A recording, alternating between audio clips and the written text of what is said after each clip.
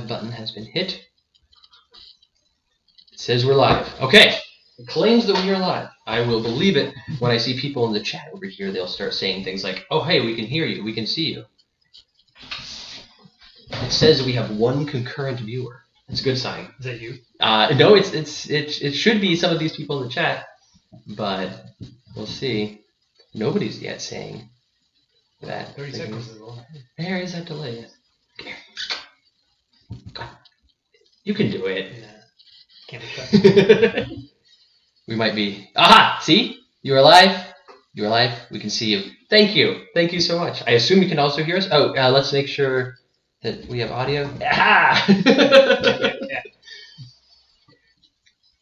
Yes, sight and sound. Thank you. Excellent. Excellent. Hi, everybody. It is me, Christopher Badell, streaming live from my laptop. The quality of the... I think she's going to drink your water. Yeah, that's fine. Okay. You can feel free to shove her off your chair or whatever.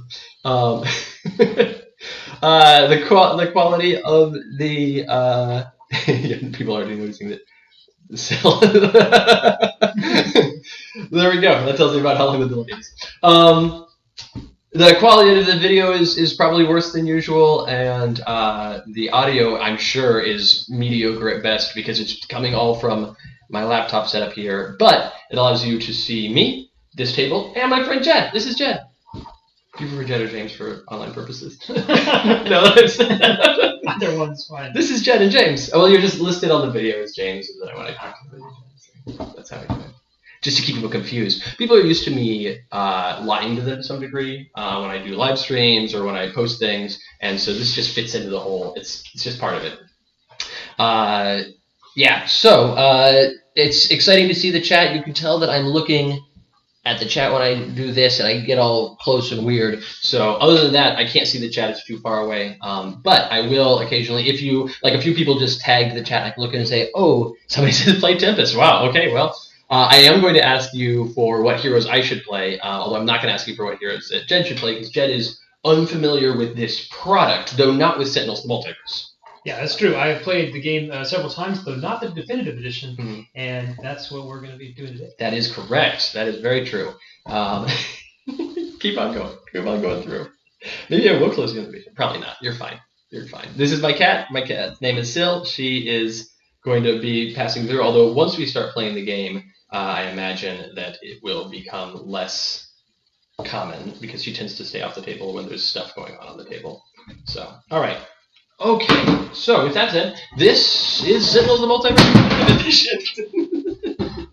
And it's looking great. You can see a little bit, if I can get the light, the spot foil, the spot UV rather, not spot foil, the spot UV on the title here. It's also embossed. Yeah, right. It's also embossed to where like you can see in the art there's like bevels on the things. Those bevels exist in real 3D space. It's very fun, and also there are spot UV on the sides. But like, it's not showing up great. I can't get the right light angle. Anyway, oh, you get the name. There you go. Flash. It's got it pointed over there. That's where the light source is. But anyway, so yeah, those are all great. I'm really excited about that. Each of the sides of the box has a different era of art on it, so the like showing off the different parts of Sentinel Comics and the box in there. Anyway, I'm just so excited to show this physical thing to another human. And this is the game. Now, as I've mentioned before, the insert that I have in the printed one is not the correct insert yet. However, I have been shown the correct insert by the factory, and it looks great, and the sturdiness tests they did are very good, and it is actually what I'm looking for, which is a channel of cards, another channel of cards, and then the well for this, instead of having these thumb cutouts to make it easy to take the box out, just make the well bigger, so that this, instead of sitting in perfectly like this, sitting in perfectly is nice, but what is even more nice is having more space, and you can still pull these out if there's just more space, and so there'll just be a thinner line and a thinner line.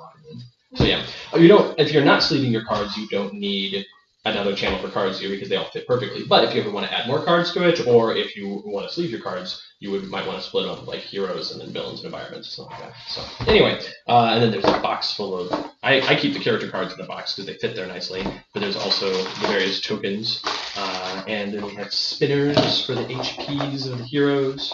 So that's the villain HP spinner. We don't need a hero to be able to have over 200 cards.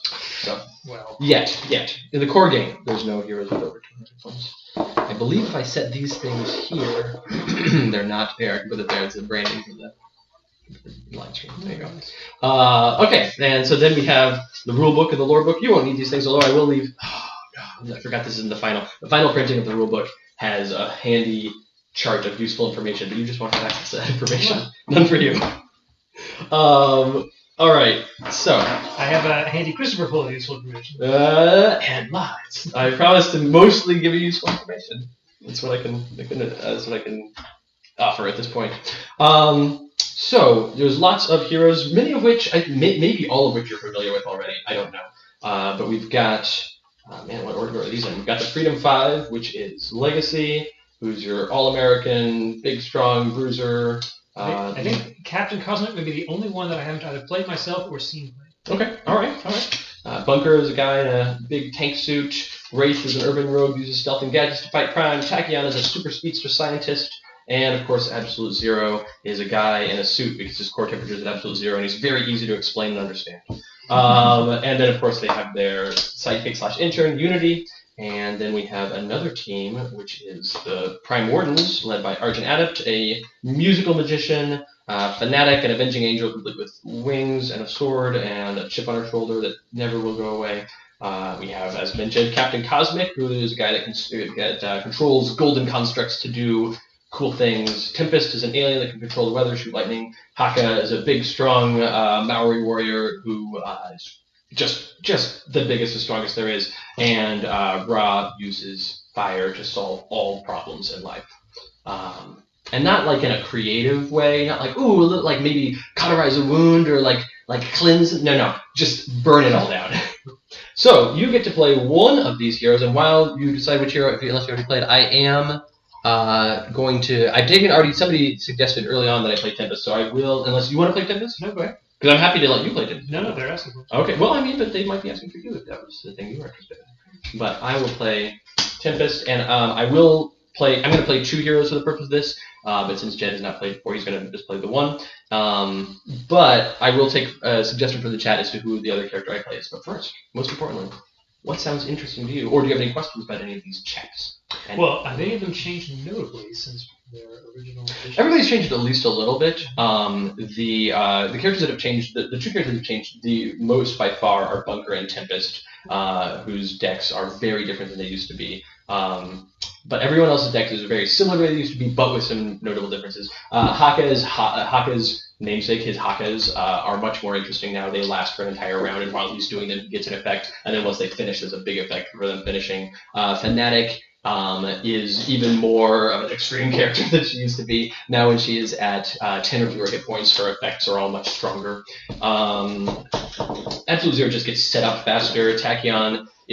Tachyon, she's always done a good job. Like these two, Tachyon and Wraith and Legacy have always been like really good at what they do, and they've just been kind of like focused a bit more. Where Legacy does a lot. The team support that he does is much more now for the rest of the team and not as much for himself. But he has a lot of cool effects that add to that. This is why I leave the blinds open all the time. The blinds are a fun game. You got it. You did it. And Wraith's gadgets and Tachyon's speed are the effects are kind of like less likely to leave you in a place where you're like, I'm kind of in an awkward spot here. It's just polished across the board. Yeah. Well, since we already got one character who's changed substantially, let's leave it at that. And, Okay. If you see anything from the chat, Let's see. In the chat, people are saying some words here. A lot of words. I moved to the screen. We'll see how bad that is.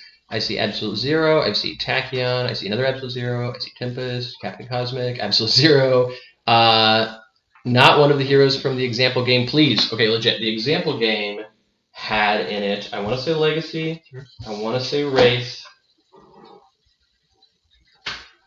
Oh, Maggie played an example game, so Haka was one of them played, and Ra was one of them played. So unless you were eyeing one of those? No, that's fine. I like Tachyon myself. Okay, great. And there was a Tachyon request, and there was also an Absolute Zero request. So I've got Absolute Zero and Tempest. You've got Tachyon. We are a very sciencey team.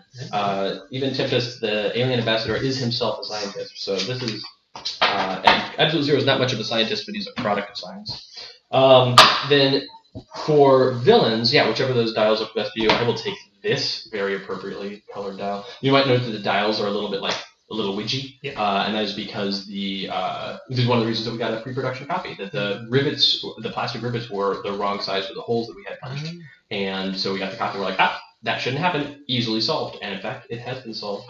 So that's why we do testing.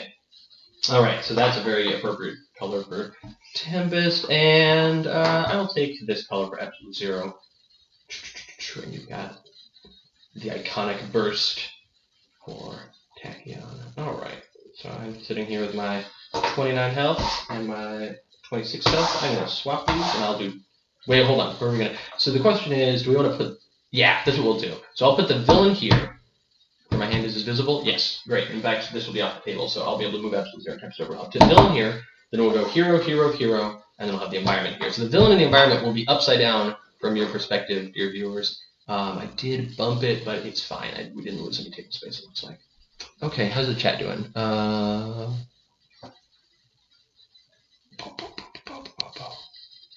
right. Oh no. Okay, that's fine. It's too late. We have made our decision. For villains, they've seen Baron Blade, and I talked a bunch about Omnitron in the update. So I would say either.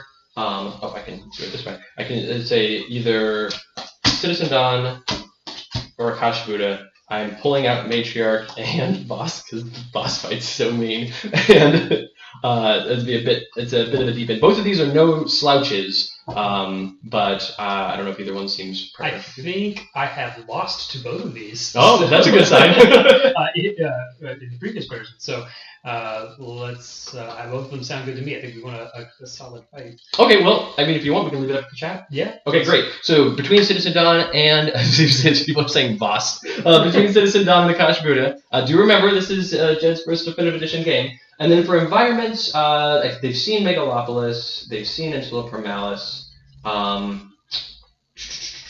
You know what? Let's do Wagner Mars Base. I'm just going to decide that one because they also did a big preview of Ruins of Atlantis. Are you afraid of Wagner Mars? No, if it's just that we do that one, I feel like thematically we should maybe go with Citizen Dawn. It seems a little out of place for Akash Buddha.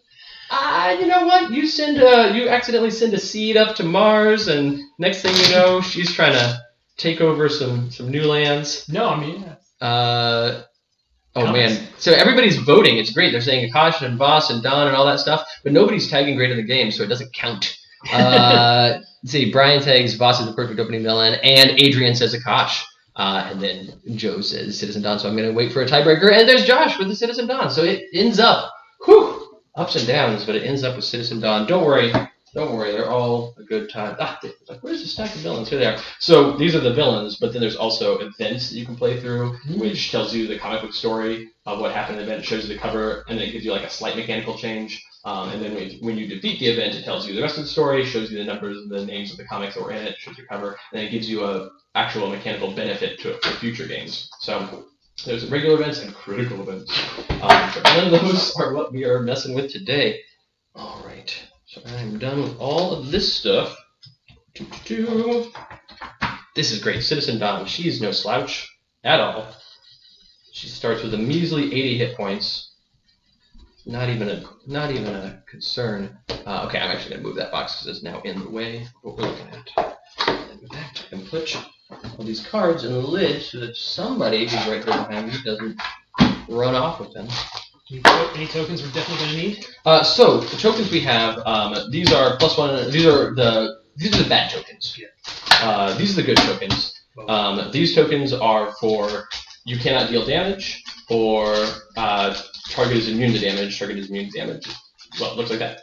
And so if those come up, we'll get those out. And then these are hit point tokens. We'll need those for citizens or any targets that come from the environment deck, but not. So what I mean by these are good tokens and bad tokens is this +1 is the +1 to damage that you're dealing. So like if somebody gives you +1 to damage, that token is for that. This -1 is -1 to damage that you're taking. So it's good for whoever has the token. Same thing for Dom or any of the other citizens. The -1s, this is -1 to damage you're dealing, and this is +1 to damage you're taking. So those are the two types of most commonly used tokens. And then those are the other ones. These are the hit points. I'm just going to leave them all in this handy box and put it over there so we have access to it. Right, and sure enough, thematically appropriate, Dawn takes her citizens to Mars to make a dent there. While I am shuffling this, I should have gotten some hero decks. Is it still in view of the camera? Yes, beautiful. Not that you can read it. I'm sure that the camera is not giving you that level of legibility. So here's your Tachyon deck. On the back of the deck, it shows a bit of your backstory. Go ahead and give that deck a good shuffle. Most of these decks have not been shuffled at all because I haven't had really much of an opportunity to play the game. And after you shuffle, you draw 4 cards, but shuffle them as well. Let's see what our people say. Need to know if Syl. Oh yes, Winter Wolf asks if Syl is a Stormlight reference. Yes, she is. So, don't worry, you're not late for anything. You just missed a bit of setup and a bit of cat shenanigans. She's found a new window to hang out in. Fortunately, we are surrounded by windows where we are here.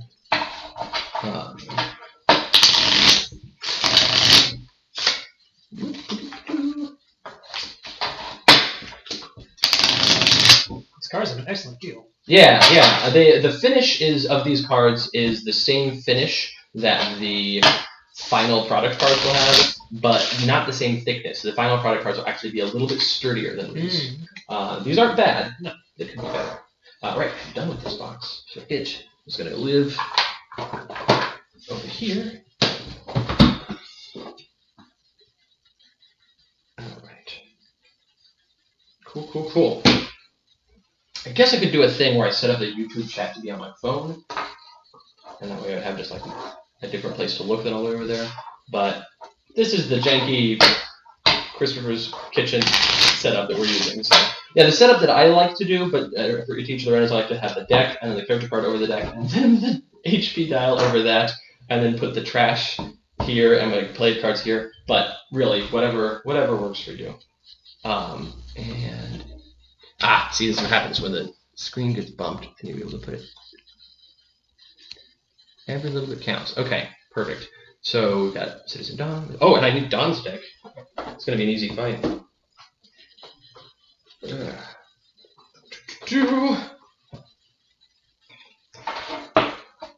I just happened to see somebody asked in the chat what heroes being used. I'm playing Tempest and Absolute Zero, and Jed is playing Tachyon, and we're going to fight Citizen Dawn in the Wagner Mars space. So we're not playing on advance. We're not playing on advance. That's correct. You sure? Citizen Dawn is playing scary.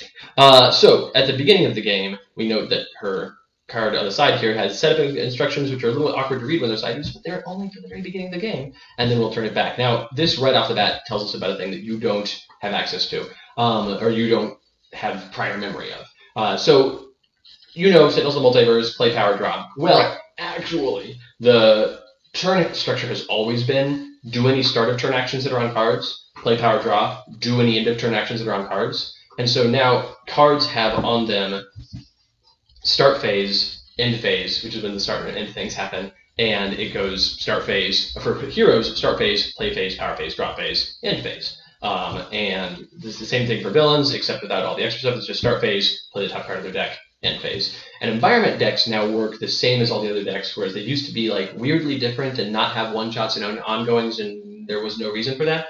Now it's the same as everything else. They have one-shots, which are cards that come into play, do their thing, and go away. They have ongoings that stay in play. They have cards that are targets, and they have the HP and whatever keywords they need. And that keeps everything moving in a much more streamlined way. But like I said, there's some new keywords. You've always known, as far back as you can remember, likely, what the word draw means and what the word play means. Like, those things make sense. Sure. There are some other words like that we use that are newer. So discover means reveal from the top of the deck until you get the thing. So if you had a card that said discover one item card, you would reveal cards from the top of your deck until you got an item card. You would put that item card into play, discover puts it directly into play, and then you take your other revealed cards and shuffle them. And so instead of having to write out the text, reveal cards on the top of your deck until you reveal an item card. Put that item card into play. Shuffle all the other revealed cards. Like, I don't have to say, I just say discover. So Citizen Dawn starts by discovering H, which is 3. -1 citizen, so she'll get out 2 citizens. Other keywords, just so you have them, And you don't have to memorize any of this. Of course, any question, any question, just ask. Summon is look through your deck and trash for the thing you want to put it into play. Collect is look through your deck for the thing you want, put it in your hand. Collect goes to your hand. And salvage is go through your trash for the thing you want, put it in your hand. Makes sense. So, yeah. The other thing is reactions. Tachyon does have a reaction in her deck. Reactions are like powers, except the difference is that powers you trigger during your power phase. You can trigger one power, unless you have something that lets you do more than one power.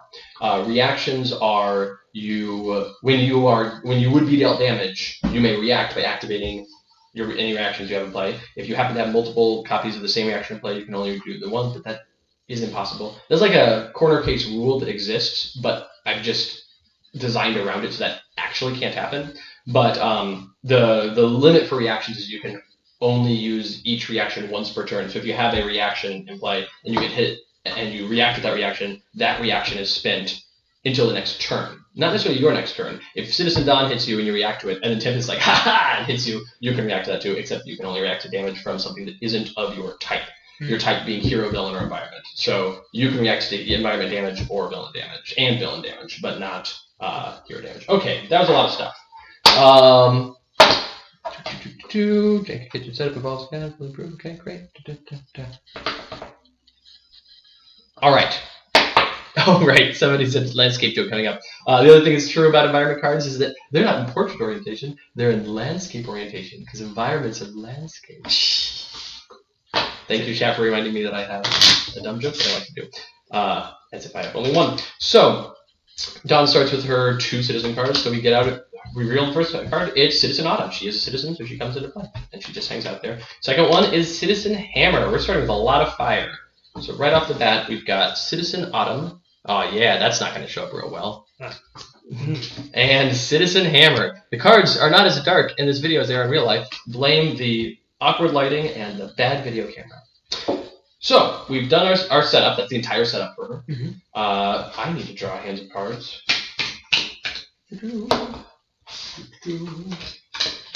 I'll look at those when I get their turns. And you got cards. Cards. Everything's good to go. All right. Any questions? Great. Because that was your only opportunity to ask questions this entire game. So. Good thing. I don't often populate the HP of these things until they take damage, usually. So when a card comes out, if it doesn't have any tokens on it, it means it hasn't taken damage. But I'm going to do it this game just so that it has a little bit more and you can see it better on the video. All right. Can you react to your own damage? No, Adam, you cannot. All right. Okay. Yeah, that would really complicate certain characters. Yeah. I'm a fanatic, and I just get mad at myself all the time. She probably does.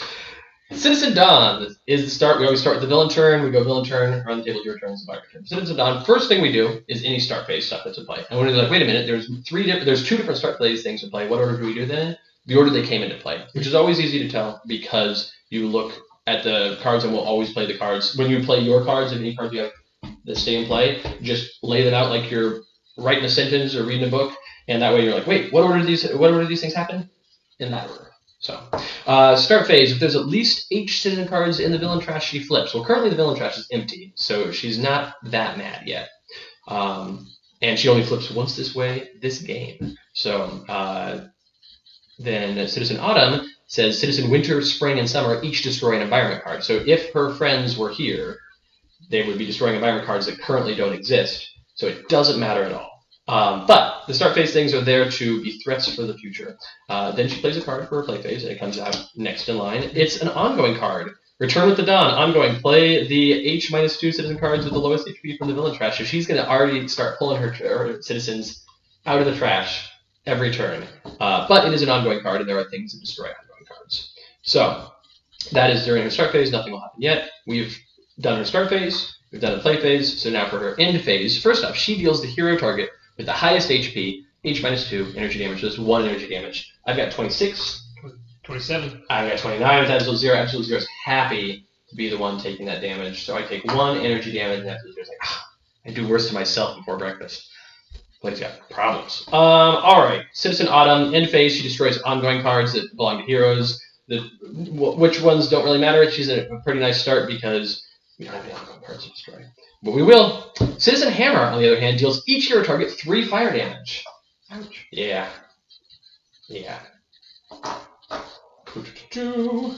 Okay, and Return of the Dawn, of course, is the start phase. So that is the entire first villain turn. Off to a good start. Could you show cards as they get played? Yes. Return with the Dawn. Again, I am not sure if this is going to show up well on video. I feel here, if I turn it this way so it gets some of that natural light, you can... Let us know if that's legible at all. Yeah, I don't know. But... You should be able to see the art, though, which is great. Yeah. So yeah, I will do that. So Tempest. Tempest has a whole new mechanic he never had before. Starts to draw the idea of weather cards, and he likes having weather cards in play and controlling them, but he has to kind of pay to keep them going. I've got my sword. I don't want to do the sword just yet. I am going to start off with some alien weather patterns. So first off, appropriate for Mars. Right, we're experiencing alien weather here on Mars. So first, you may shuffle your trash into your deck. I choose to not. There's a may, right? And then I discover 3 weather cards. Excellent. Yeah. So is that a weather card? It is not. Is that a weather card? It's not. How about this one? No, there are no weather cards in this deck. I was lying to you. First, I get Rolling Fog. Yeah. Now my next revealed weather card is Rolling Fog, which is a limited card. Limited, you can't have more than one copy of limited card in play. When a limited card would enter play, for any reason, and there's already a copy of that limited card in play, instead goes to your hand. So it's not a waste. I'm still discovering the 3, but the one that came up. So if I got another Rolling Fog here, which I don't think is possible, it would have gone to my hand. So I reveal a whole bunch of cards, and I get for free a Rolling Fog and a Grievous Hailstorm. And then I shuffle the other revealed cards back in my deck. Thank you, Jed. You're welcome. All right, so I've played a card, Alien Weather Patterns. Now I have a power, and I normally would do my Squall power. I deal each non-hero target 1 projectile damage on my base character card. Yeah. But instead, I'm going to use this new power I just got here. Tempest deals each non-hero target 2 cold damage. That's just better. 2 cold damage to Citizen Hammer, 2 cold damage to Citizen Autumn, and 2 cold damage to Dawn herself. We're getting off to a good start. All right. Not quite Citizen Hammer good, but... right. I'm almost as good as this chump. And so I use that power. Then it's my draw phase, so I draw a card. But then it's my end phase, and it says here in big letters, end phase, lest I forget, destroy up to 2 targets with 2 or fewer HP. Draw 1 card for each target destroyed this way. And check it out. Citizen Hammer only has 2 HP right now. So I get to, for free, kinda, destroy Citizen Hammer. Goes to the trash. Yeah, he's gone forever. Unless somebody returns him. And I draw a card for each target destroyed this way. Don't mind if I do. That was Tempest Turn. Excellent. Absolute 0. So the first question is, do I have my isothermic transducer from a null point calibration unit? Those are 2 cards that keep me from dying due to my own damage. And I don't. Oh no. Oh no, right? So normally, for Absolute 0, this is like a terrible start. I don't have this thing, except I have a card called Desperate Deployment that says summon 1 item card. And summon was that keyword that I talked about before. That is, get whatever card you want from your cache or your deck, put it right into play. So, Desperate Deployment, summon 1 item card. Don't mind if I do. I will summon... Yeah, I got plenty of health. I don't need to start healing yet. I will summon my Isothermic Transducer after this card is played.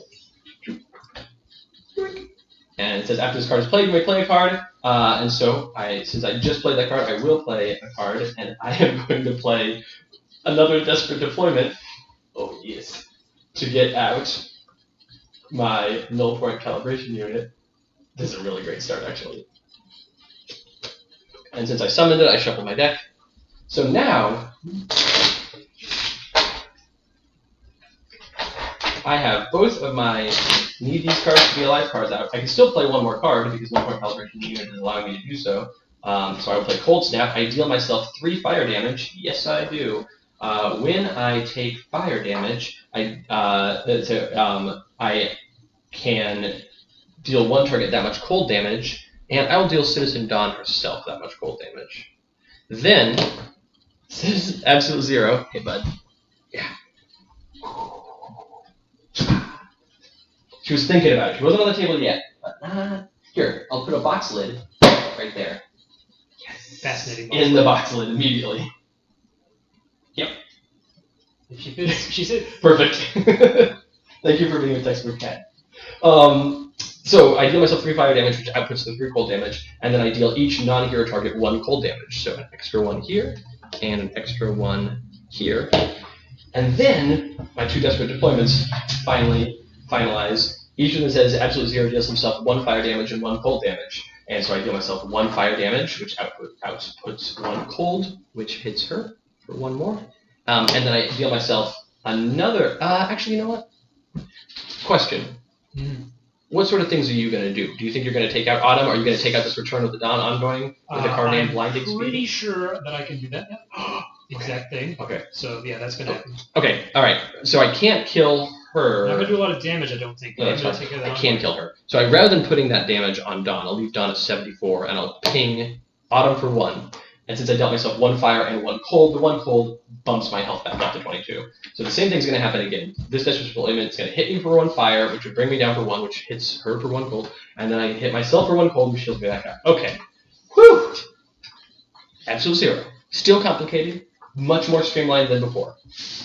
And like we wanted to have Absolute 0 continue being a complex hero because that was the thing that people really enjoyed about him. And we have various different levels of complexity in the game where somebody like Tempest is mid-complexity, Tachyon's mid-complexity, someone like Ra or Legacy. I don't have to explain this thing to you guys. You guys already saw the rulebook. I posted stuff from the rulebook and the lore book showing the charts of complexities and stuff. So for instance, for you to see here, the complexity chart. You're playing as Tachyon, who's a 3. And I'm playing as Tempest, who's a 6, and Absolute 0 is an 8. That's a nice range. And then for villains, we're playing against Dawn, who's a 5, and I said we're not going to play against Boss, who's an 8. Yeah. So anyway, what is this? You don't need anything. Okay, good. Do we have any in-phase activity for Absolute 0? I'm not even there yet. That was all in my card play. Oh, man. So I use my power. I deal myself 1 fire damage, which pings me for 1, and I output 1 cold, finishing off Citizen Autumn. Excellent. All right, there we go. Whew. Now I draw a card, and I have no in-phase things. Now, I played a bunch of cards, but it means I am down to just 2 cards in my hand now. So, well, we're keeping things under control. Yeah. I'm going to begin by playing my HUD goggles, which is an item that means my damage done by me is irreducible, and I can play another card in this space. Mm-hmm. So I'm going to then go with Expedited Efficiency. And I want to quick note, since it says play phase, you may play an additional card in the space. You're still in your play phase, you can play an extra card now. And for all play phases forevermore, as long as this card's in play, you'll always get to play 2 cards. So a little one-shot to draw 1 card and play up to 2 cards, so we can keep the party going. Yeah. I drew another HUD goggles. That's a limited item, so no need to do more there. Which you could take a play to play it, which would immediately return it to your hand and do nothing. Yeah. I don't recommend that. I'm going to do Quick Insight to draw 3 cards and discard 2 cards. Off to a good start. Yeah. And the 2 cards that you discard don't have to be among the 3 that you drew. Right. Let's see. Citizen Dawn, a fan of the ongoings? So she doesn't have a lot, but the ones you have are punishing and terrifying. Well, in that case, I drew another Blinding Speed. I'm going to go ahead and keep that. Yeah. Well, you don't have to. Is there anything else in your hand, or is your hand strictly good? Well, I guess I could. I probably can go ahead and drop the extra HUD goggles. Right. And I will keep. Oh man, those are all good picks. Those are all good picks. Good luck. I'm going to do Fleet of Foot. I think there's some good synergies there. Some other stuff coming Yeah, that's a great card. Because you can, in fact, play that card. You still have 1 more card play, and you can play it right now. Well, yeah, but I need to do the Blinding Speed. Right, but if you look at Fleet of Foot, the last line of Fleet of Foot. It's true. Let's do that. Well, let's keep the party going. Each hero may draw 1 card, and then I may play 1 card. So everybody's going to get thank you so much. That is very good for Absolute 0. Draw Nimble Strike, which is great for later, but we do finally need to take care of our return with the Dawn, so all these things, all these citizens that we've just taken care of don't come back. Yeah, they stay gone. All right. We've cleared out everything she had from her setup. That's it. We win. For my power, testing, I can reveal the top card of my deck, draw it, or discard it. draw Lightspeed Barrage, which is a great damage card. Yeah. So I'm going to go ahead and keep that because I don't have a lot of damage going on. Right. So that was your power phase. That's my power phase, and now my draw. Right. And you don't have anything in play that says end phase, and so There we go. easy. Fantastic. All right. On we go to the Wagner Mars base. We just take the top card of the deck and put it into play. It's the Decompression Protocol. Seems good. Ongoing. All targets are immune to damage. All targets. It's a good thing that we got rid of all of the stuff right before that. It's true. So I'm just going to put I could put a target is immune to damage token on everybody. I'm just going to put one in the middle of the table to indicate, hey, we're all immune to damage. On each hero's start phase, that hero may skip to their draw phase if they do destroy this card. So we can blow up this card by skipping not your whole turn. You can choose to skip to your draw phase, which I actually might do with Tempest. And then start phase, if there are 2 or more Dome cards in play, destroy this card. So there are various cards in this deck that have the Dome keyword. And so the Decompression Protocol is happening because we've lost the life support's in trouble, essentially. And if we can get a couple of Dome cards, this card will go away. However, I don't know if we want to wait that long. Yeah. I don't mind us all being immune to damage during her turn, though. Yeah, that's true. Not going to complain about that. All right, so Citizen Dawn's turn. Start phase. Does she have at least 8 citizen cards in the middle of the trash? No, she's 1 shy. So she plays a card. It's Citizen Truth. Oh, no. Well, she reacted quite well. We were like, oh, no, we're immune to damage. You can't hurt us. She goes, okay, I'll just get out my most defensive citizen then. Citizen Truth's allies are immune to damage. So even after we take care of that Decompression Protocol, He's still a problem. -1 damage dealt to Citizen Truth. So not only is he the only one we can hurt, he's hard to hurt, and he's got 7 hit points. So like, kind of a lot. Yeah, kind of a lot. Citizen Truth continues to be a stalwart defender of the Citizens of the Sun. But if Citizen Dare is played, then Truth gets huffy and leaves. So that is at least a potential solution if we had some way of milling through her deck, but we don't. I appreciate you staying off the game, but all right. So I know this is everything you wanted. So that is Citizen Truth, and Citizen Dawn has her end phase. She attacks us and deals somebody some damage. But that is not going to happen because we're immune to damage. So it's Tempest Turn. The start of Tempest Turn, right off the bat, I either discard a card or destroy Rolling Fog. Rolling Fog is not going to be that useful long term. It ended up being quite useful the turn it came out, but I am happy to see it go rather than discarding cards for it. And then I could play a card. The question is, do I have a card that's beefy enough to hurt Truth notably? I think the answer is no.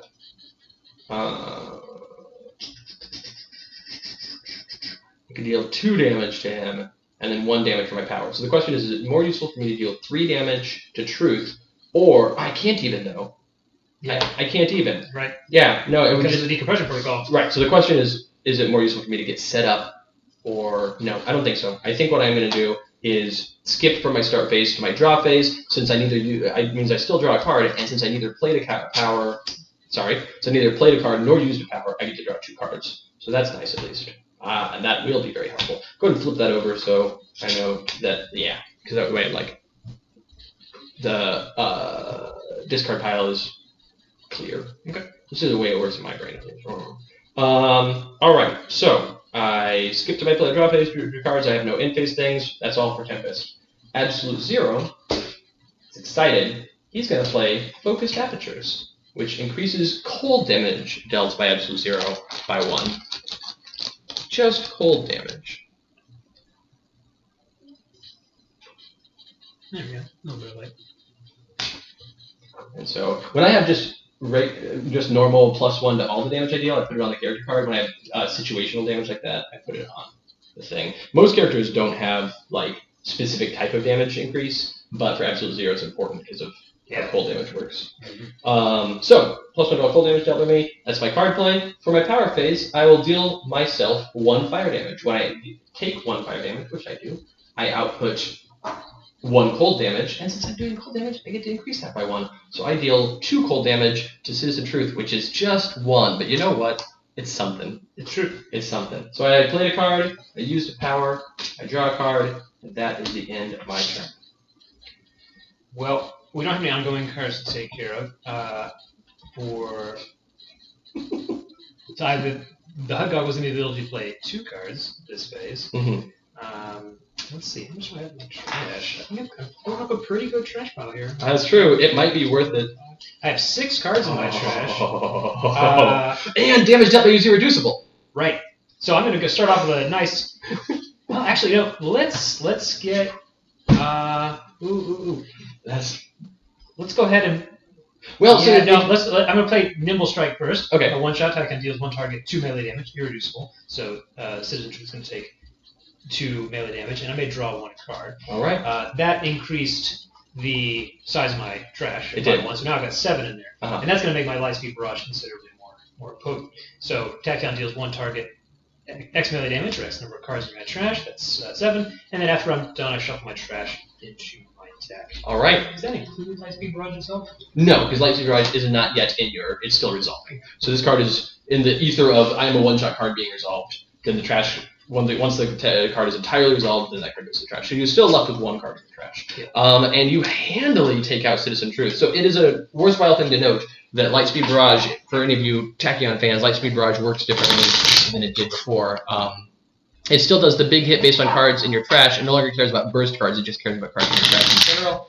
But after it goes off, it empties your trash into your deck, and that way you can't just build up and be like, Lightspeed Barrage all day. You are incentivized to use them. And what a great usage that was. I was worried about getting rid of Truth. From my power, I will reveal the top part of my deck, draw to discard it. It's another Nimble Strike, which I think is pretty useful, so I'm going to go ahead and do that. I need to have some damage up close. So, sounds good. And finally, I will draw. Fantastic. All right, Wagner Mars Base plays a card. It's a dome card. If only we'd been patient for another round after this one, and then the start of the round after that. If only. Yeah. No, I'm glad we didn't. That was great. All of these immune damage tokens are gone. All right. After this card is played, each hero target regains 1 HP. We're in the Biosphere. Sorry. We're in the Biosphere, and I love this art. I doubt it'll show up well because it's intentionally kind of shadowy. Yeah. But the Biosphere art has Chrono Ranger, Sir not appearing in this game, hiding behind a tree, stalking the hunter, Ambuscade, also not appearing in this game, who's invisible. Well, that's why it's not appearing. Right. It's just skulking. Oh, don't knock over the laptop, please.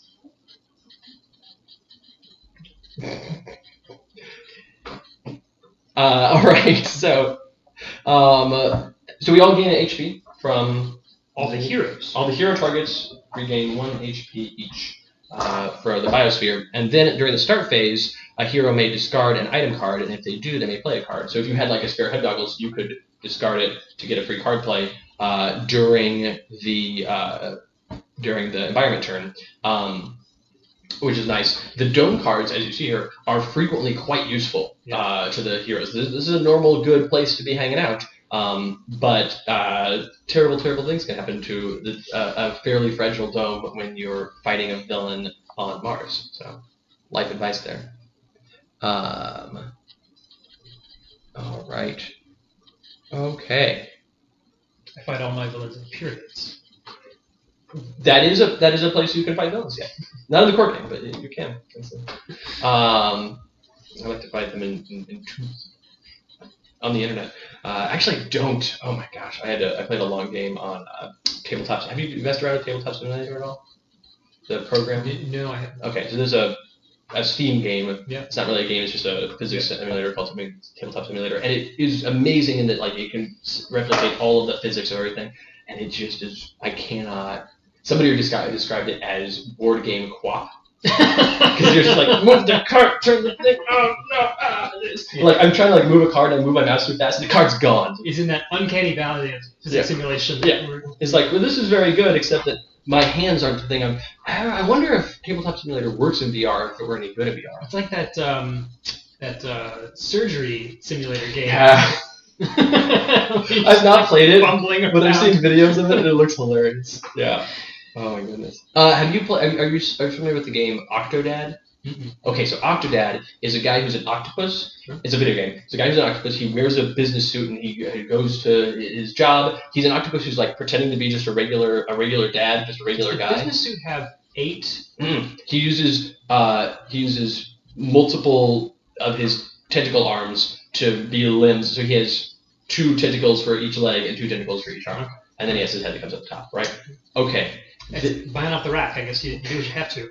But nobody knows he's an octopus, and his job is to, even though like he clearly looks like an octopus and can't speak, he just kind of gurgles when he talks. But you can your job is to, in this bizarre way, ape your way through life, so people believe that you're a person. And if you play a multiplayer, each if you play a multiplayer, each player, you play with like a large number of people, you give each player a controller, and each player controls one limb. And it's horrified, like, ah! Which is not, as I understand it, not unlike how octopodes actually operate. Right. Independent brains in each limb. Now you know what it's like. All right, that interlude aside, there was nothing in the start phase, we played a card, there's nothing in the end phase, we're on to the Citizen Dawn's turn. During her start phase, she goes, hey, do I have enough citizens? 1, 2, 3, H equals 3. So she flips. When she flips, she becomes the apotheosis of the sun's power. She is immune to damage. A lot of that going around. And then in the start phase, if there's at least H citizen cards in play, she flips back. So we have to let her rebuild enough of an army that she feels like she's willing to release the sun's power and face us directly. Which, fine, we can do that. She'll only flip once in the entire game. Yeah. So once we flip her back, we can play normal style. But now we have card play time, and it is Luminous Leadership. Luminous Leadership is an ongoing card. This is maybe her nicest ongoing card for us. It increases damage that she and all of her citizens deal by 1, so not that nice, but still nice. And then during the start phase, if she's the only citizen in play, she'll discover a citizen card. So it gets her out extra citizens, it does extra damage. We probably want it gone, but on the other hand, we need her to get those citizens out. Right, we'll want it gone after. We'll see. Once she gets 3 and exactly 3. Well, she might get more than that because her end phase is discover 1 citizen card. She's no longer attacking us on this side, but she is getting out 3 citizens in here. Sure enough, it's Citizen Sweat. Citizen Sweat is, of course, famously part of teams Citizen Sweat, Citizen Elbow, and Citizen Grease. Citizen Grease is just a Greek guy. Beautiful. All right, so the only end phase we have left is Citizen Sweat's end phase. Here we are. Destroy 1 hero ongoing card. And then she has other things she does as well if her cohort's blood and tears are in play, but they're not. So I have no ongoing cards. So. I do. She is going to blow up Grievous Hailstorm, which is a shame, but also is fine. It's fine. I didn't care much about that card anyway. I didn't want it. All right, so that is... Do you have anything in the chat? Oh, let's see, the chat. Are you okay if Sentinels Definitive gets uploaded onto a Tabletop Simulator workshop? No, I can't authorize that. Doesn't mean people won't do it, but I can't authorize it. Oh no, they let Dawn flip. We certainly did. All right. Yeah. Okay.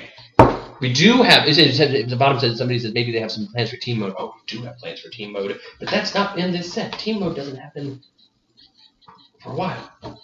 Cart before the horse. But, all right, Citizen Dawn is all done, and we have to leave Sweat. We can't just kill Sweat off, which means that any ongoing cards we might put in play are going to be destroyed, which is rough for Tempest, because Tempest's stock and trade is, in fact, ongoing cards. So instead... I'm going to play a little bit risky here. Oh, wait, no, I shouldn't. You should. So I'm going to let you know. I have a card in my hand that blows up ongoing cards. Okay. It also deals damage, which I don't want to do right now because I don't want to hit her because she's immune, and I don't want to weaken Sweat and have the chance that she gets killed off by some other environment or something. Right. So I would blow up Luminous Leadership, but instead, if you want to, you can, knowing that if another ongoing card comes up that's bad, I do have a means to get rid of it. Okay. So you don't have to, but if you want to, you're welcome to it. Right now, it's not being too much of a trouble for us, but I am going to play my Sword, the Atlantean Stormblade, because the art is really great. I've got 2 copies of it. I love it. I love it. And B, because it's an item card, so Citizen Sweat can't blow it up. And then I could deal 1 target 3 irreducible damage. I'm not going to do that. I could deal each non-hero target 1 projectile damage. I'm tempted to do that. Yeah, a little ping. Right. I'll put 1 point of damage on Citizen Sweat so that we start in on that process. But I want to play it cool. Not as Tempest Turn. Speaking of playing it cool, it's actually Zero's turn. Yeah. So here, like if she had instead blown up my item cards, I have a card called Modular Repair, which salvages item cards. So like, okay, I can get those 2 cards back pretty quickly. I can deal some damage.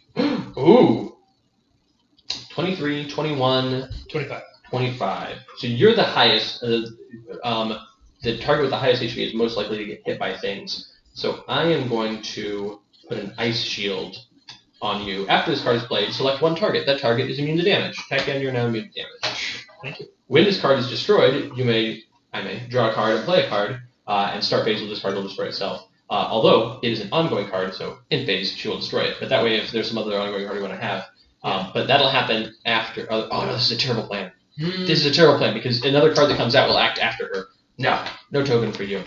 No token for you. Well, I was hoping to play something. This round has been emotional roller. I would get a free draw and play out of it. I think I'm just going to do nothing because I don't want to kill Sweat. And honestly, I'm really low on cards. Yeah, so let's just build up the hand. I'll draw 2 cards and my player is built up so nicely that I'm going to focus instead on building my hand and get some useful stuff. All right. All done. Well, but nobody's dealing damage right now. Yeah, so that's the. Well, I mean, I could maybe. Do we want to get rid of Luminous Leadership? Right now, it'll let us get all 3 out. It won't, because it says if Citizen Dawn is the only citizen card, discard a citizen card. So the only benefit to it right now is if Sweat were killed, it would get us another citizen card. But we're not going to do that. I think getting rid of Luminous Leadership is worth it. Yeah, no, let's do that. Let's Blinding Speed and destroy that ongoing card. All right. My first play, and I'm gonna look at the chat, see what they're saying. Show Dawn card. Did I not show? I'm pretty sure I did. I'm pretty sure we've been showing all the cards. Well, close to it. If Dawn already has pieces to play when she flips, if she flip back. No, she can't, because Brian, she only flips once per turn. Or 1 once per game, the entire thing. Yeah.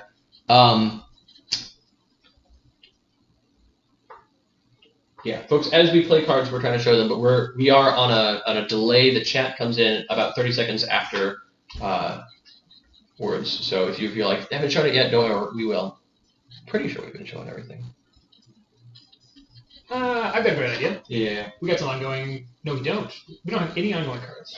I don't want to put anything ongoing cards. If you put out an ongoing card, it'll get destroyed. Yeah, let's just go ahead and not. Are we okay with 2 more damage? 2 more damage on her would leave her down to 2 hit points. And then if on Dawn's turn she plays a citizen for her play phase and discovers a citizen for her end phase, that's good. Then we have all we need, provided we don't kill them before our next turn.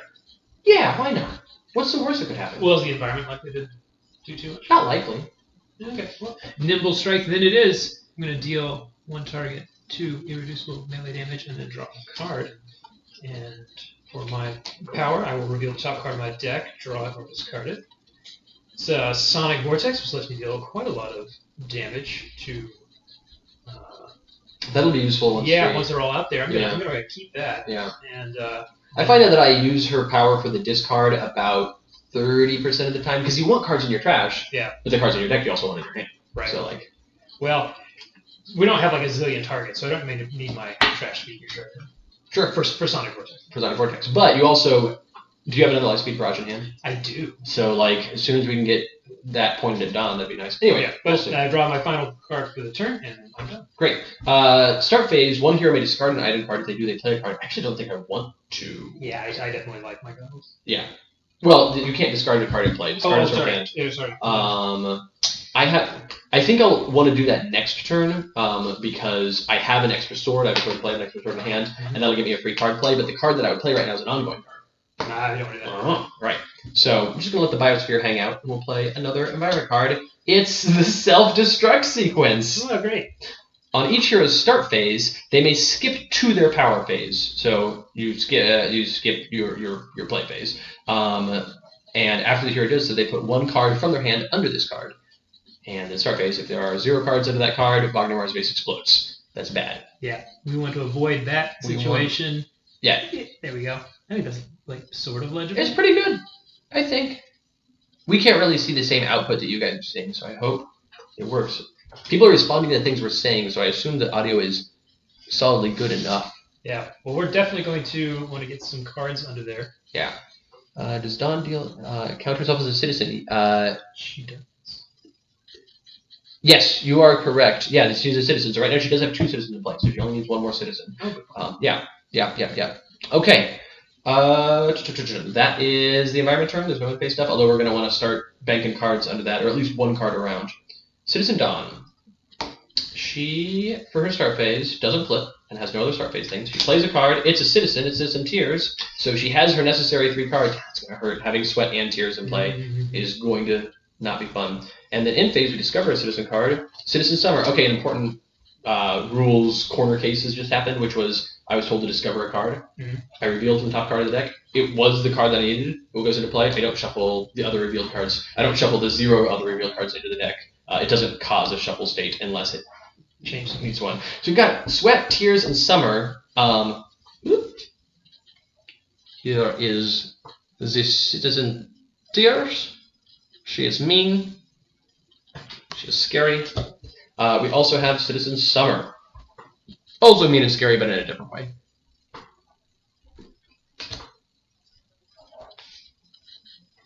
Yeah, so when you say the cards are about 15 degrees off from flat with the camera, that is true because we found that if we hold them flat, they're just really dark. At least that's what it looks to us. Right. So what we'll do is we'll hold them flat, and then we'll angle them a little bit so they get some light on them. Hopefully between those 2 things, that helps. The trick is this is not a great webcam. It is the webcam that is built into my laptop.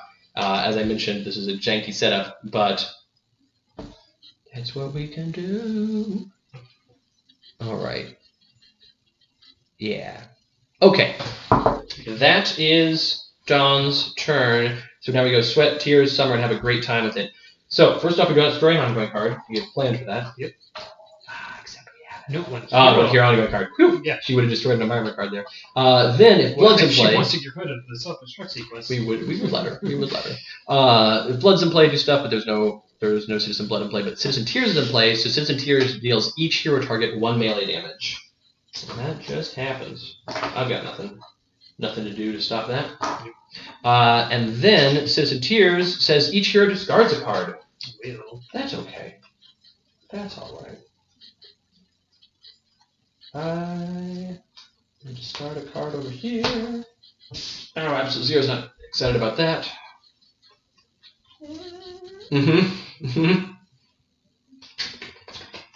Okay. And then Citizen Blood does the thing if he's in play. He's not. Citizen Sweat deals the hero target with the lowest HP 2 fire damage. I believe that's me at 20. It is. I take 2 fire damage, which puts me down to 18 health. Oh no. Absolute Zero is where he likes to be. I've been dealt 2 fire damage, so I output 2 cold, which I make 3 cold because of my focused apertures. And I am going to go ahead and shoot that 3 cold at Tears. Mostly because the other thing I can shoot it at is myself to heal up, but I want to stay nice and low. So we need to be careful to not hit them much more because now they're at 2, 3, and 4 hit points. We have some wiggle room. Yep. If one of them gets killed before her next turn, we're still okay. If 2 of them get killed, not okay. Yep. I did not pay attention to Self-Destruct Sequence. Well, definitely. Hold on. I took Absolute Zero's turn and I skipped Tempest Turn? I did. I did my discard for what? Oh no, this is all. Yeah. I haven't taken any turns. Yeah. This is all during the villain turn. Sorry. Yeah. I got so distracted. I got so distracted. I blame the cat. All right.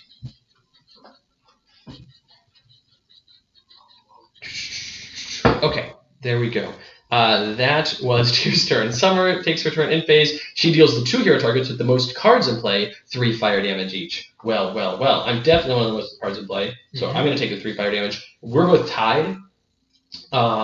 So do you want to take it since you have more hit points than I do? I have 22. I think Yeah, like, neither one of us are going to react to it anyway, but Absolute Zero is going to take the 3 fire damage and relish it down to 15. That means I output 4 cold damage. I will shoot that at myself to get myself a 19 just because I don't want to kill anybody. Alright, that was all the villain turn. Everybody's being great. Now we're moving on to Tempest Turn. So during Tempest Turn, because I don't want to kill anybody, and everything that I have in my... I have some defensive cards. Well, at least one of these 2 turns I'm going to skip. Oh, I'm going to do it for Absolute Zero, because he needs to draw cards anyway. So, yeah, that's what's going to happen. So I am going to play Flash Flood Warning, which is a card that lets me get rid of environment cards. But I can't do it until the start of my next turn. But that way I can, at least on the start of my next turn, deal with the Self-Destruct Sequence in a more final way. My power would deal 1 damage to all of them. I'm just going to not use my power. I could deal 1 target 3 irreducible and take Summer down to 1. What are your turn thoughts? I don't want to... well, I'm going to do Fleet of Foot, so we draw some cards, right. some cards. And then it kind of depends on whether we're like feeling good about hurting one of the citizens, or whether we definitely like just don't want to deal any further damage. All right, I think what I'm going to do is actually use my base power to put 1 damage on each of them, taking Sweat down to only 1, but now they're at 1, 2, 3 health, and that means that they'll be easy to deal with in the future. Yeah, that's true. Then I'll draw a card, and that's my turn. Absolute Zero, at the start of his turn, I'm going to start phase effects. I will skip to my power phase to put a card from my hand at the Self-Destruct Sequence, which kind of stinks, but not as much as the Mars base blowing up. So I've done that, which means that now in my power phase, I will... now if I do that, I'll be tied for lowest. Or I can hit Summer. Sure. I could deal 2 kill damage to Summer, leaving her at 1. Nope, you don't like it? Sonic Vortex will do X targets 3, and it's irreducible. Like, we can wipe it all. You're right. I'll leave it. I have not played a card because I skipped it. I will not use a power, and I'll draw 2 cards, and that's just better. And that's fantastic. Okay. Takiya. Do we feel the need to get another card under here, or we think we're... No, because as long as there's only 1... Well, I didn't know if we felt like... Right, so it'll destroy the one that's under there, and so that means we'll be in trouble immediately again, except that Tempest is going to blow it up. Okay, great. In that case... Tempest is not going to blow it up if Sweat blows up my ongoing card. Yeah, well... If only... Do you want me to lay down an ongoing card that can be destroyed? You could do that, or you could kill Sweat. Yeah, I could definitely do that. Mm-hmm. Them's the 2 best options we got. Or we could let the Self-Destruct Sequence, or we could let Sweat blow off the Flash Flood. We'll give ourselves some options. Okay. First, we'll play Fleet of Foot. Each turn we may draw 1 card, so this may change our decisions here. That's true.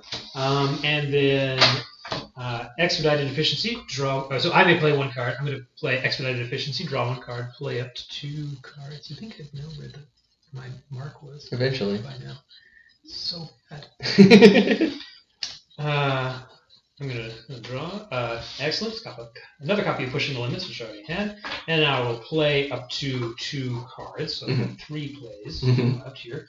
I'm going to go ahead and lay down Pushing the Limits. So that's an ongoing that I can either sacrifice or use to kill somebody. Yeah.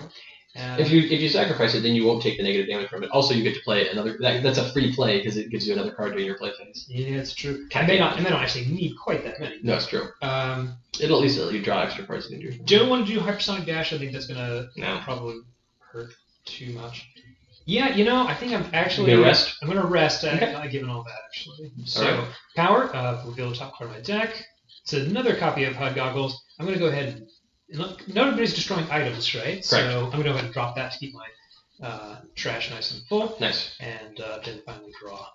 And you also draw an extra card for Pushing the Limits. It's indeed the case. Excellent. So, 2 good. All right. Biosphere, somebody could discard an item card that would play a card. We don't want to do that, I think.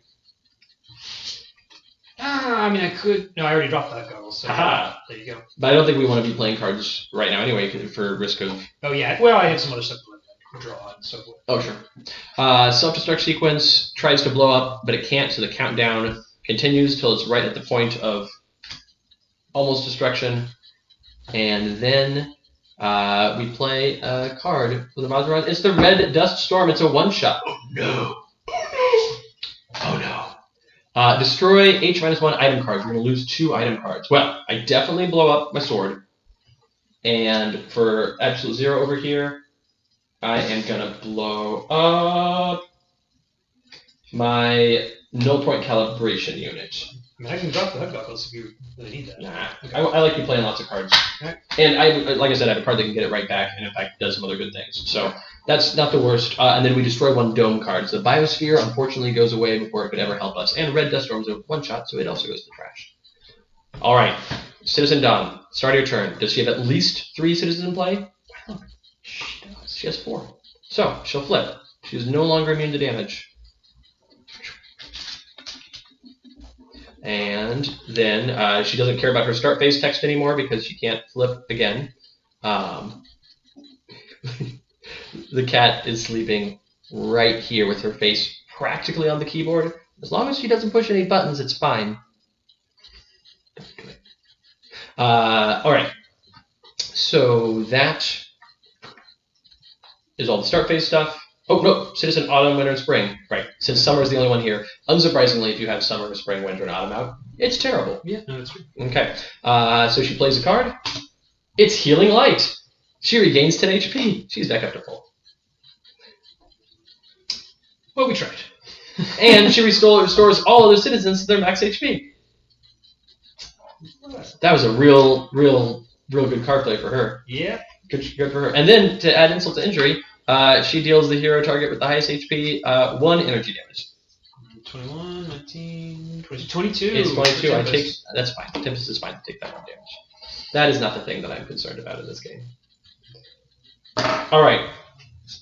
And now we have the end phase of all of her friends. Sweat and Tears are still both there, so we destroy an ongoing card, which is either this card or that card. 1 hero ongoing card, yeah. Yeah. I've got a copy of Pushing Limits, so Okay. I'm ready to drop it. Cool. Cool.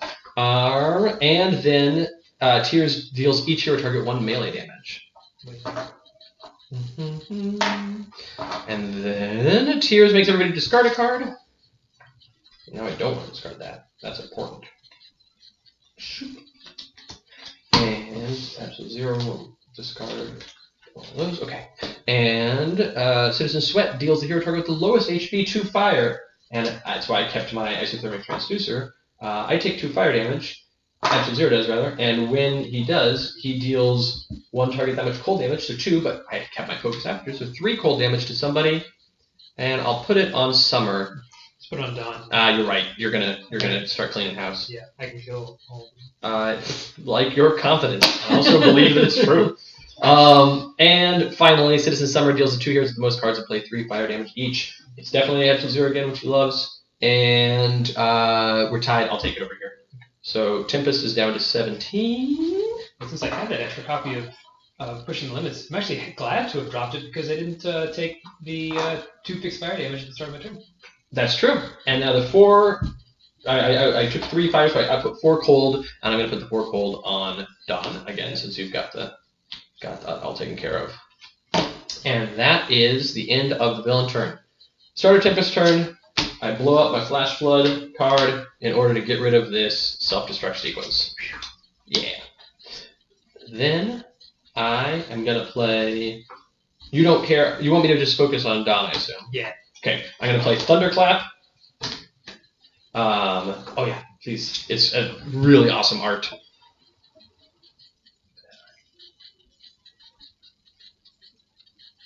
There you go. Nice. I can play Thunderclap, and when it enters play, I deal 1 target 3 lightning damage, which I do.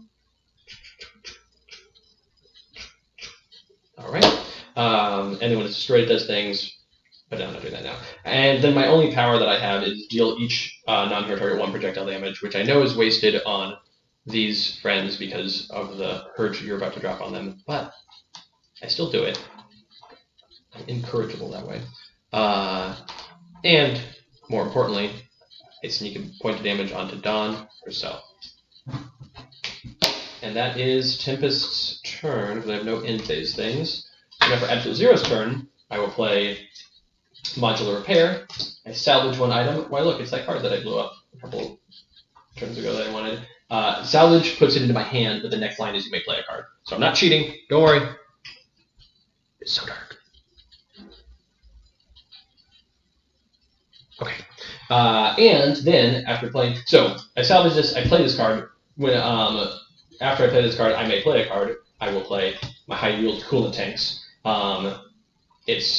And then Absolute Zero deals himself 1 fire damage and 1 cold damage, so I take my 1 fire, which outputs 2 cold. I'll put the 2 cold on Don, and then I deal myself 1 cold, which is 2 cold, and that will just heal me. And that is that's it. Okay. For my power phase, I deal myself 1 fire, which outputs 2 cold. Rinse, repeat. And then I draw a card, and the highly yield coolant tanks gives me an end phase, either use a power or draw a card. I've already used my 1 power, I can't use that power again, so I draw a card. I need to get another power. I don't have it in my hand yet. We'll get there. Taken's going to start off her play phase with dropping pushing limits again. Yeah. So now I have, between my HUD goggles and pushing limits itself, I have 2 more additional plays. I'm going to start off with Quick Insight to draw 3 cards and discard 2 cards. I like everything that's in my hand, so I'm going to keep Blinding Speed, destroy 1 ongoing card, because that's just useful, and drop the rest. And then we're going to do the fun part. Sonic Vortex, I'm going to deal up to X targets, which is infinite. More than is on the It's table. Infinite. You can also hit us if you want to. So up to 3 sonic damage each, irreducible. So that's going to be... If it were fire damage, I would say, what if Absolute Zero? What if? Yeah. So 3 irreducible sonic damage to all of these citizens, killing off Citizen Summer and relieving the other 2 at 1 hit point each, and taking Dawn down to 63. And because that's so great, I'm going to do it again. Okay. All right. I see how this goes. And then, I believe that, does that leave me with any plays? I think that, yeah, that leaves me with 1 play, right? So you have played a card, which is this one. Right. And then you played 2 cards. Yeah. And so unless you played any cards that let you play more cards? No. I was looking at the chat. Okay. Yeah, that was it. That's it. Okay, let's do that. The Lightspeed Barrage will have to wait. It wouldn't have killed her anyway. If it would have finished her off, I'd be like, oh no. Yeah. So, power. I'm going to reveal the top card of my deck. Accelerated Assault. Means you're going to target 1 melee damage. Or not your target. That's fine. Yeah, that's right. Let's just make Build that up. Lightspeed Barrage bigger. Build up. And let's draw an additional card. Somebody said I can't tell if Christopher is staring intently at the chat or his cat. In French, it's the same. When I'm staring like this, I'm trying to read the chat with my old man eyes. When I'm looking like this, look at the cat. She's got this great pose going on with his feet. She's like got the tucked feet. Oh no, now she's changing it. That's great. That's me. All right. That is environment turn. Nothing in the environment play area anymore. So, Meteor Strike. Destroy 1 villain ongoing card. Great. 1 hero ongoing card. And 1 environment ongoing card. None of those either. And destroy a dome card. None of those. So a lot of things get destroyed, but we're the only ones that suffer. I assume you want to keep your pushing the limits? Not taking that damage, I'm okay. I mean, you have so many hit points. Well, that's true. The question is, did you draw an extra card for your draw I did. phase? Okay. The question is, do you want to keep the extra plays and draws? Because if you do, I'm happy to blow up Thunderclap. The point of Thunderclap is to get blown up. Well, then blow it up. Okay. Because when it's destroyed, I do. It wastes a little bit of damage, but not much. Anyway, when it's destroyed, I deal up to 3 targets 2 sonic damage each. There's only 1 of them, but that's fine. I get an extra 2 damage on Dawn, and it's an intentional, ongoing destruction of fodder sort of thing. It's a layer of protection. And now it's time for Dawn's turn. She doesn't flip, she just plays a card. It's...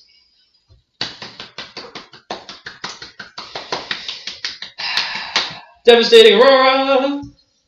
Let's show the people. Oh, yeah. Look at that art. I love that art. That's really good art. Cards are dumb anyway. Cards are dumb anyway. Tempest doesn't mind. Destroy all ongoing cards. This includes her ongoing cards. So this is the thing. It's meaner now. It destroys her ongoing cards as well if she hadn't. It destroys environment ongoing cards as well. Which it doesn't matter because the third line is destroy all environment cards. But the second line is destroy all item cards, which Absolute Zero says, no, I just used my salvage card. No. And Citizen Dawn deals herself 5 cold damage. Just when you thought you were on top of the world. So she's down to 53. But she doesn't have any friends. It's true. And she deals the hero with the highest HP, 1 energy damage. It's you. We're all into the teens now. The chat. What are they? So he says, it was played. Yeah. Bye-bye board. Yeah. That's okay. So it's like we're starting the game over, except that we have about... I even have 4 cards. Oh, man. I was saying, let's just say except we're about 2/3 of the health that we were at the start, or less than half, 1/3 in the case of Absolute Zero. And some of us have more than 4 cards. It's just Tempest. And Citizen Dawn's down to 53 hit points. Would you trade 27 hit points for that? I don't know that I would. That's good. All right. So that's all she does, though. It's a pretty lightweight turn. I don't need to blow anything up. What's this card that I drew at the end of my last turn that I didn't even look at? It's an Alien Weather Patterns. I am not going to shuffle my deck into my trash. I'm going to let new weather cards come up, but that means I get 3 weather cards. Yeah. Not weather. Flash Flood Warning, sure. Thunderclap, love it. And Electrical Storm. This is great. Then I play them in that order. So play the Flash Flood Warning, doesn't do anything, it'll move next turn. Play Thunderclap, deals 1 target 3 lightning damage, so that does do 3 lightning damage.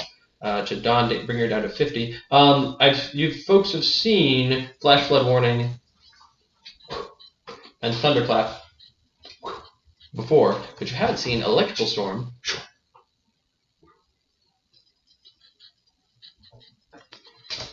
So Thunderclap does the damage, and then Electrical Storm comes into play, increases lightning damage dealt by Tempest, and during the start phase it gives me an attack. So that's a pretty good setup. And then I will use my base power to do 1 damage to all foes. I've only got the 1 foe, but it's still 1 damaged. She's almost at half health.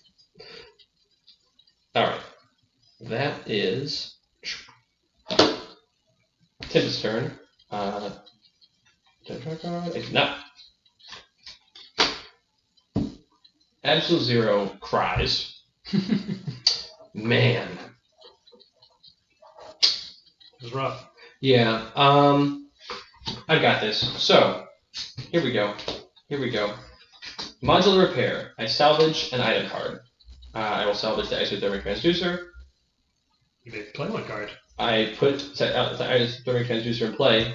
Modular Repair pauses. Says, when this card, after this card plays, you may play 1 card. I will play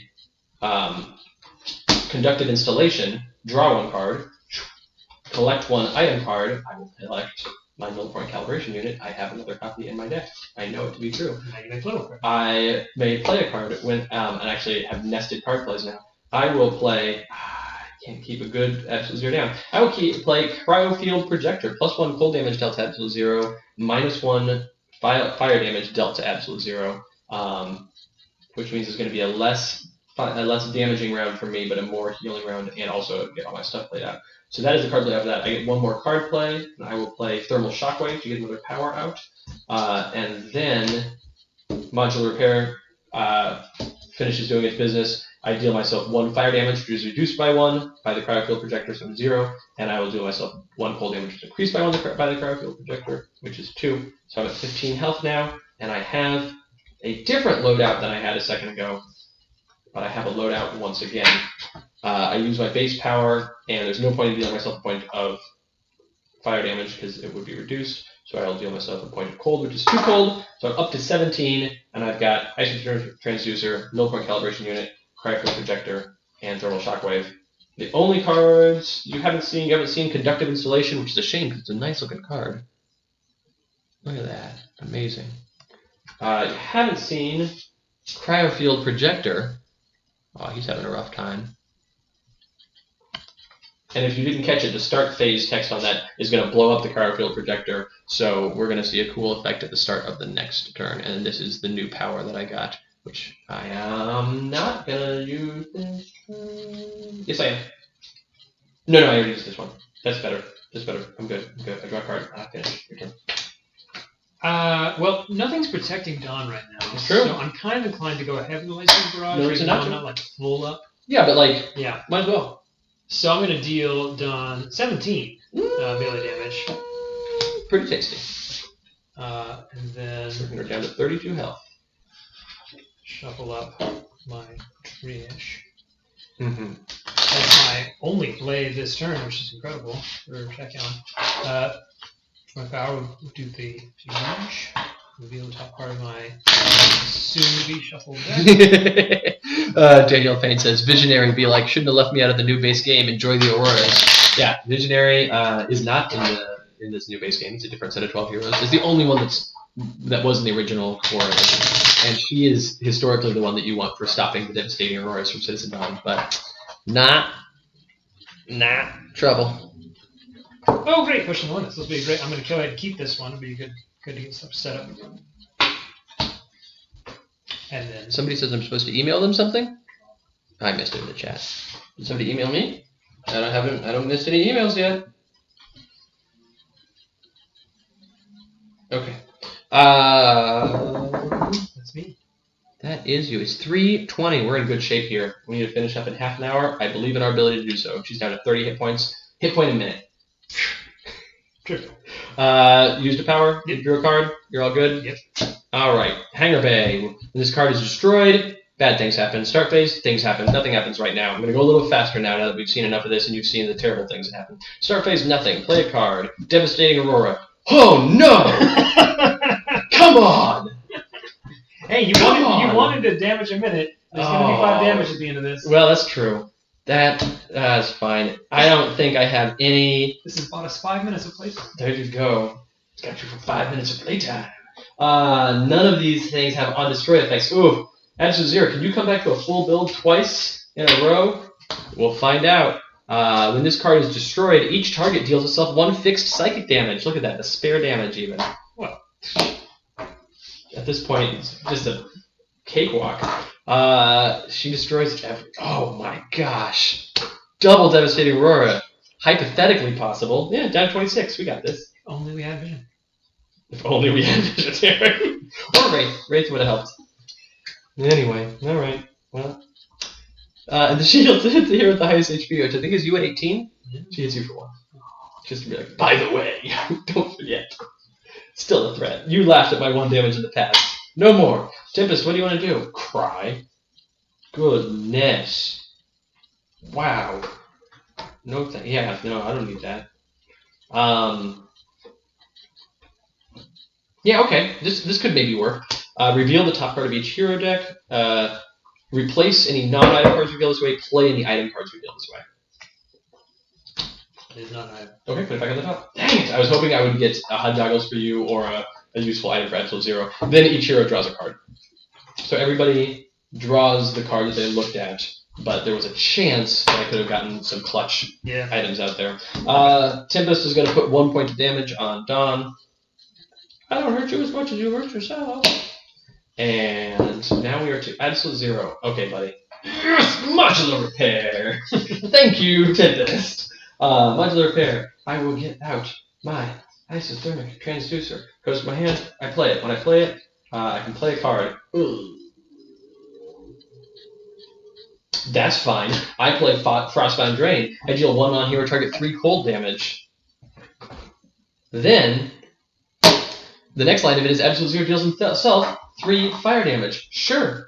I love 3 fire damage. That means I put out another 3 cold damage. Can't keep a good Absolute Zero down. Or a mediocre one. And then this resolves. I deal myself 1 fire, 1 cold. Both of those will just hurt, but I will output 1 more cold as a result. She's down to 18. This is fine. And then I'll deal myself with my base power 1 more down to 10 hit points. Let's ride that lightning. She's down to 17.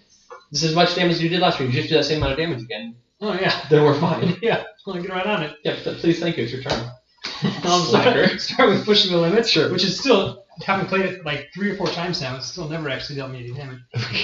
For my additional play that it gives me, I will play Expedited Efficiency to draw 1 card and play up to 2. Oh yeah, people pointed out that Thunderclap was one of the cards destroyed. I just got.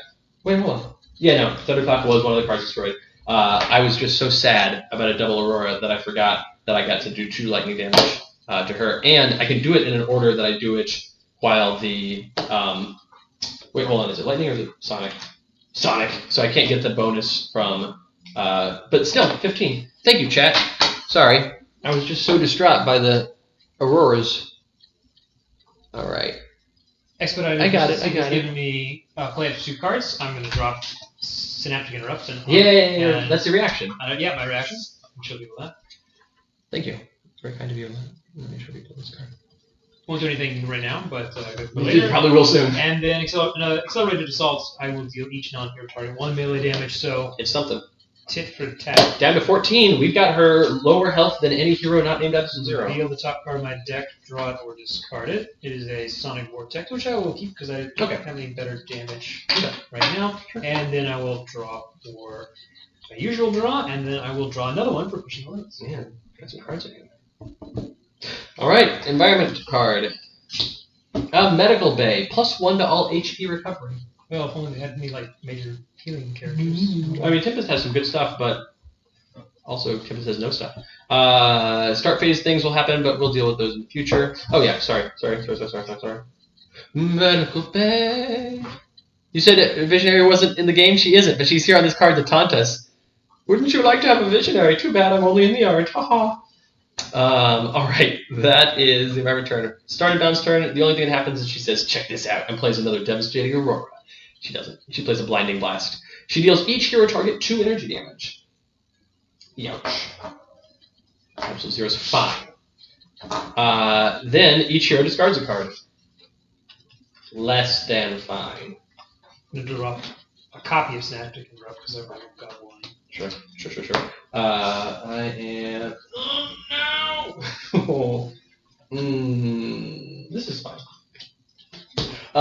And she plays this card, Blinding Blast. Oh wait, could I have reacted to that? Yes, you definitely could. Oh, that's how that works. Yeah. So I'm going to do that. I'm going to draw 1 card. Right. So when your reaction, you can either draw or play, and if you play, it uses up the reaction. I'm just going to draw. Right. Yeah. It tends to be the like, I'm getting hit. I draw cards. Okay, fine. Now I play a card. Yeah. Because like if you hypothetically had said, "Oh, reaction, I'll play a card. It's Light Speed Barrage. Here's 17 damage or 14 damage, which is what you're doing now," then the damage wouldn't resolve on you because the thing dealing the damage is gone. The card Blinding Blast does in fact show Citizen Dawn specifically taking her daughter's eye. So something for the whole family, her whole family. Okay, that's Citizen Dawn's turn. It's a 1-shot, goes away, and then that's not her whole turn. Who's the highest HP? 15. You take 1. Insult and/or injury. Choose. All right, I'm gonna play another Thunderclap because that's what's working. 3 more damage on her from Thunderclap, plus 1 damage from my base power, brings her to 10. She's still more than Absolute Zero. I draw a card. That's that turn. Absolute Zero has 2 cards in hand. They are the same card. I will play one of them. I play the card Horfire.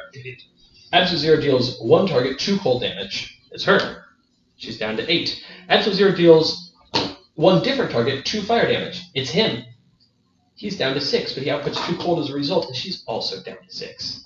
Absolute Zero deals himself 1 cold damage and 1 fire damage. Those both hurt. He's down to 4, but one of them lets him hit her back. So he's down to 4, she's down to 5. A fair trade. More than fair. Then he uses his base power to hit himself once more down to 3, and hits her down to 4. And then he goes, "All right, Tatian, surely." Surely. Well, first you hurt yourself. Yeah, so I hurt myself for 2. Take myself to a whopping 3. 250. Oh, no, I'm right. I'm right. You're right, I'm wrong. So, let's see. I think I can do this. Daniel Payne says, Blinding Blast taking Expatriate's Eye? That's too soon, man. It's true, it's too soon. Expatriate's not even in the game yet. It's too soon. Yeah, I can take care of this thing. I should hope so. I'm gonna deal up to X target 3 sonic damage each. X number of cards in my trash. Plenty. All right, she's down to one health. Do you have a Lightspeed Barrage? No, I get to be quite that, but I'll just do Accelerated Assault. I'll do each non-hero target 1 melee damage. A gentle tap on the chin. This, when we played the Tabletop Simulator game that Maggie was in, and Maggie playing Haka, she's like, I want to deal with that dinosaur. So she plays a card and like damns it out. She's like, all right, I knocked the dinosaur out. I'm like, you snap its neck. She's like, I don't snap its neck. I'm like, you snap its neck to sleep. It's fine. This was not that. This was a very kind like, dunk, we're taking you in.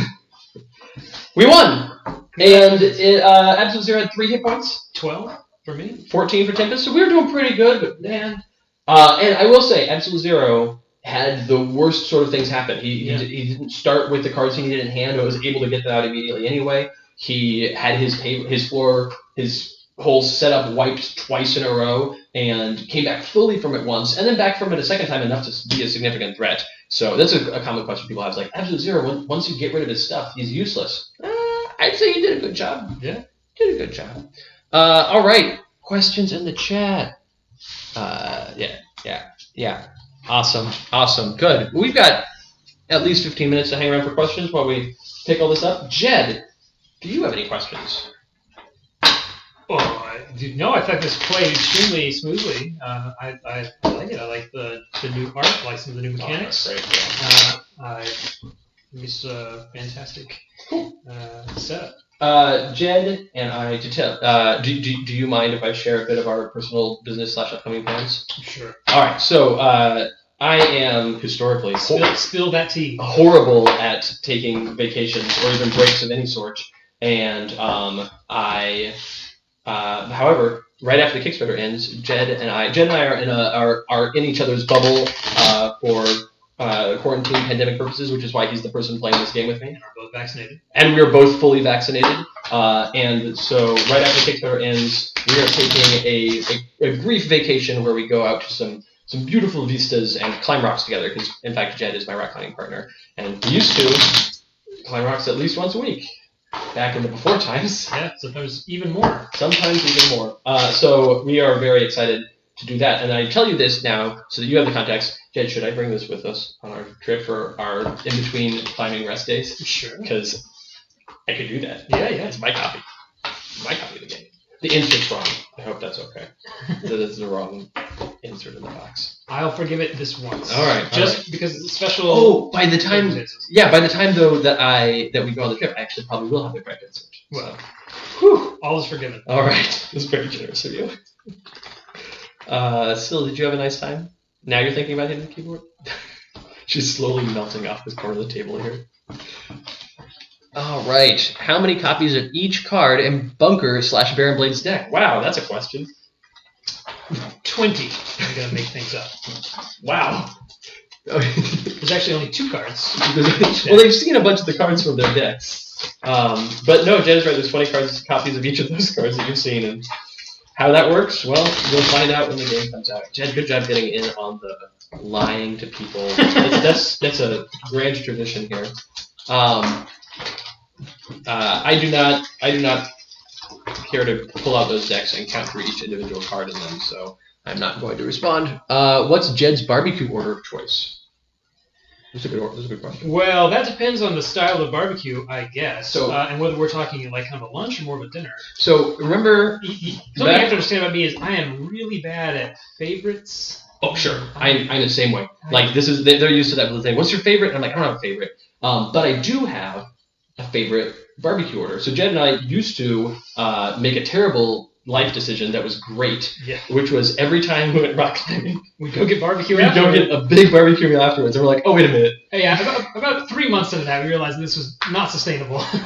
It was a good 3 months. Oh, yeah, it was great. Oh, yeah, there's a really fantastic barbecue place in St. Louis called Sugar Fire that we love, and we would go there and we would have the barbecue. Typically get their specials, which are always kind of over the top. And that was that's my favorite order, is you go into Sugar Fire Burger and you say, what's your special? I'll have that. Yeah. And sometimes you get a thing that's pretty good, and sometimes you get a thing that's amazing, like a pork lure Vortex. The pork lure Vortex is an amazing. I hesitate to call it a sandwich. I guess it is technically a sandwich in that it is some food between two pieces of bread, but it is a lot. Yeah, but no, it's great. It's infinite food between two pieces of bread, and the time that I ordered it, we had it, and it was genuinely like this tall. And I get my thumbs underneath it, and I get my fingertips, and as I have my fingertips on the top, a lady walks by our table, and she looks at it, and she goes, "How are you going to eat that?" And I say, "Like this." Wow. It was great. Probably my favorite. Certainly there was a barbecue place in Arkansas where I grew up, and there was a standard order for me. My usual was a chopped pork sandwich. Classic. With coleslaw on the sandwich. In that Lid is empty of cat because she's laying instead on laptop sleeve. I gotta scroll back a bit. No. Oh, scrolling is so challenging without refreshing the page. Don't mess with the page. All right, folks. I'm just not gonna scroll. I'm only gonna be able to look at the last dozen messages. So if I've missed your message that you tagged us on it, know that scrolling would ruin the stream, so I won't do it. Tempest card back. I was also asking for Don's flip view and the card back for Wagner. Maybe a sneak peek of a boss card. Asking for a lot. I'll give you many of those things. Tempest deck back. Okay.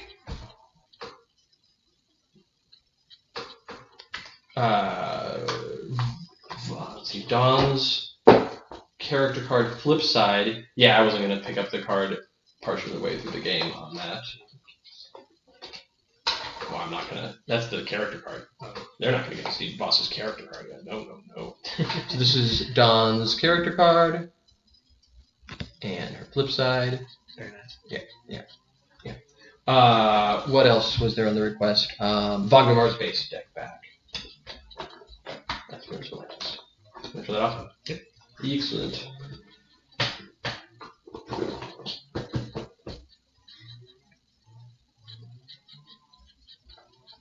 All right. There you go. As of Spirit Island content, take on our trip. Okay. Thank you, Russ. Thank you so much. What else? Oh, we got the barbecue thing. Can we see both sides of the deck dividers for Baron Blade and Bunker? There we go. I said I wasn't going to go through and count all of the both sides. You know me so well. There's a count. Yeah, right. I was going to count the cards on the thing, and so it was saying, "Can I see both sides?" And if it said, "Can I see Bunker's divider?" I'd be like, "Oh yeah, here's Bunker's divider, no problem." But both sides, yeah. Here's the back side of Bunker's divider card, and here is the back side. Oh.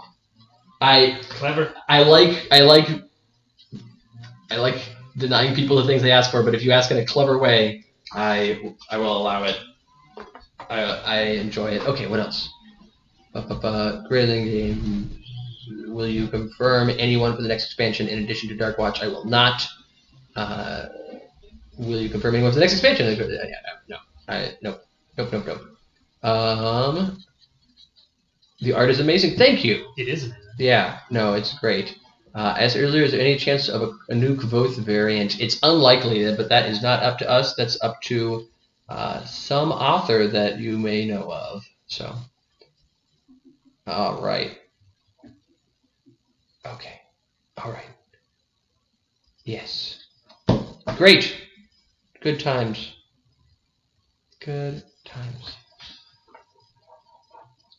is right here. There's a cat paw.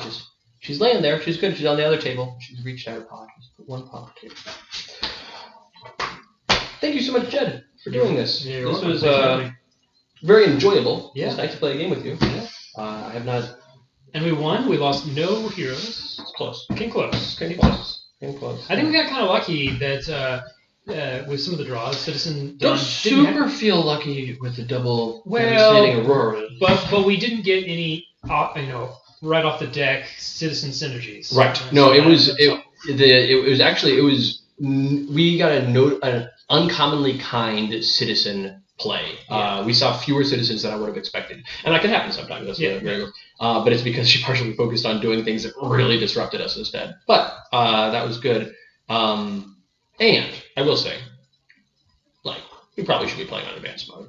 Probably. Yeah, it's good for a first game. Yeah. Well, and for a live stream, I didn't want to turn it into like, oh man, here's a bloodbath.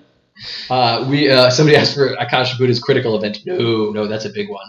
That's a big reveal. Will you be getting a full production copy before the Kickstarter ends? So no, I will be getting. So I had this production copy, which we talked about the things that were wrong, and I will be getting new versions of each of the individual things that were not up to snuff to double check them. But they won't be just sending me a whole other full one because they don't need to. Everything we approved is already approved. So they're, like I said, they're sending me a new box with the new dividers. They've already sent me some new cards on the right card stock, and like I showed off some of that correct card stock, and so they're not sending me a full new print run with all of those cards because like I don't need it, and that costs. Like we have to pay extra for any of those preview materials. So yeah, I'm doing another live stream next Thursday, and in that live stream I will show off the stuff that I have at that point. Could you use the HP spinners one-handed without picking them up? I would say so. This sounds like a challenge. I mean, bear in mind that the production spinners will be a little bit different because they'll be easier. Yeah. But yes, you definitely can. The main problem I'm having right now is the squishiness of them. I mentioned the squishiness about the rivets being the wrong sizes, and so they shouldn't be able to do this. But that'll only be easier. This is like trivially. So if we're flat on the ground. Yeah. And with a tighter rivet, it'll be even easier. Right. I like doing it two-handed because I like picking it up and going, to like I'm cracking a safe. But yes, good question, Andy. Christopher, since you hate favorites, what is your favorite comic book in recent memory? Recent memory, goodness.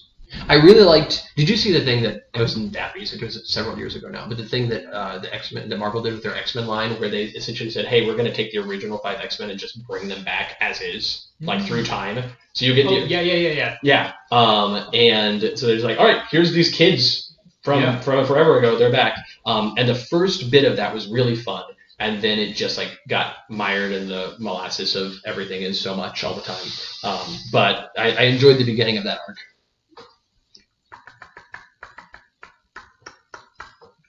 Will you be able to buy more tokens? I don't know that we certainly are not planning on having like an extra token pack like we did for original Sentinels, if no other reason that we don't need them. Like there's a sufficient amount in the box.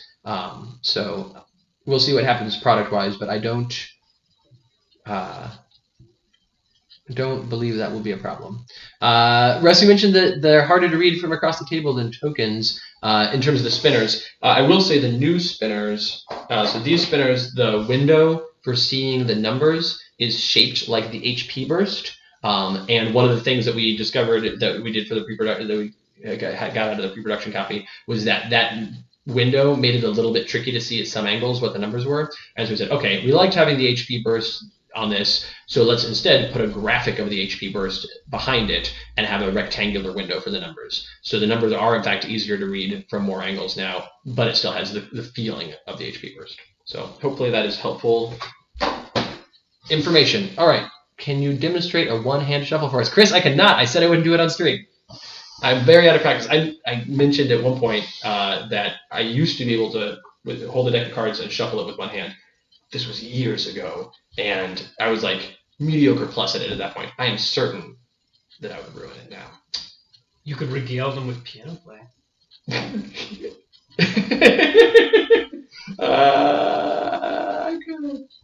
I could. Christopher has a piano in his house and plays the piano on a regular basis and is very happy about it. That is true. I am very happy about it. It's great. It is great. Somebody said, please pet the cat for me. Yes. It's happening. It's happening right now. Just for you. Just for you. Here. Cat. There's Syl. See? 1 foot. She just wanted to be included. Just wanted to be part of things. She was running the environment. Yeah. If we'd let her, she would have done something with the environment deck, certainly. All right. Thanks, everybody. We will catch you next time in the future. And yeah. No, I do, Chris. I do appreciate remembering, but I am not. Maybe if I practice some more, but I practice other things instead. All right. Bye, everybody. I will see you next time.